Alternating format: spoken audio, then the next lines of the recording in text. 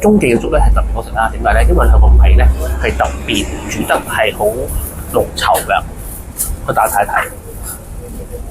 係啊，係特別濃稠嘅呢個粥。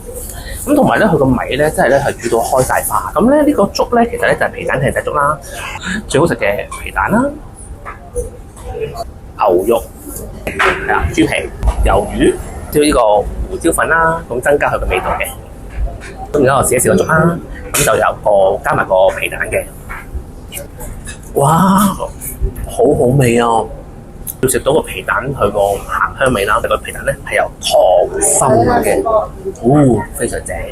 你睇佢個粥咧真係非常之係稠密嘅，咁同埋咧佢會食落去咧會食到米香啦，同埋咧就係你會佢嗰啲粥咧啲米咧就唔係煮到爛晒，你食落去咧都依然嚼到兩啖嗰個米嘅質感嘅。咁所以其實呢個就係佢嘅好食嘅地方。豬皮加牛肉啦，頭先咧食到佢個豬皮咧，其實咧我唔知佢有冇炸過咯，但係其實咧我 feel 到咧佢好似係有少少處理過嘅。